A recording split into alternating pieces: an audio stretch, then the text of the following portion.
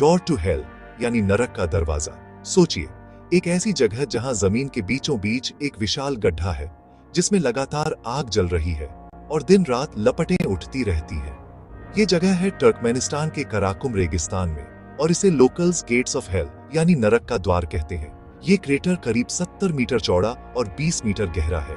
इसका इतिहास भी बड़ा दिलचस्प है।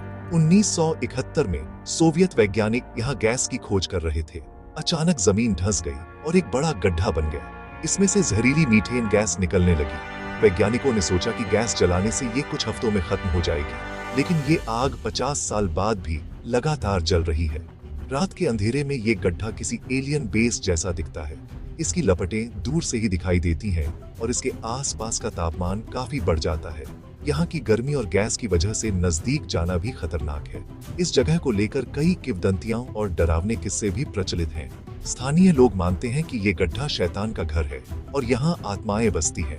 कुछ लोग बताते हैं कि रात को यहाँ अजीब अजीब आवाजें सुनाई देती हैं और कई बार रहस्यमयी आकृतियां भी दिखाई दी हैं। वैज्ञानिकों के लिए ये जगह एक अजूबा है। इतनी बड़ी मात्रा में गैस कैसे जमा हुई और आग कैसे लगातार जल रही है? कुछ वैज्ञानिक मानते हैं कि नीचे लगातार गैस रिसाव हो रहा है, इसलिए आग बुझ नहीं पा रही। लेकिन कुछ लोग इसे प्रकृति का रहस्य मानते हैं। ऐसा नजारा पूरी दुनिया में कहीं और देखने को नहीं मिलता। इस गड्ढे की वजह से यहाँ का इकोसिस्टम भी प्रभावित होता है। आसपास के जानवर और पौधे इस गर्मी और गैस के कारण दूर रहते हैं। लेकिन कुछ खास किस्म के बैक्टीरिया यहाँ भी पनप रहे हैं, जो जहरीले माहौल में भी जिंदा रह सकते हैं। कुछ एडवेंचर प्रेमी और रिसर्चर्स इस गड्ढे के अंदर जाने का भी प्रयास कर चुके हैं।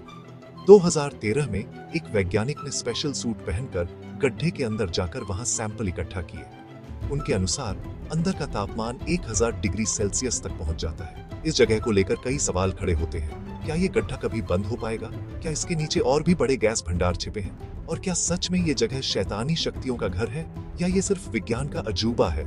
तो दोस्तों, क्या आप कभी डोर टू हेल के पास जाना चाहेंगे?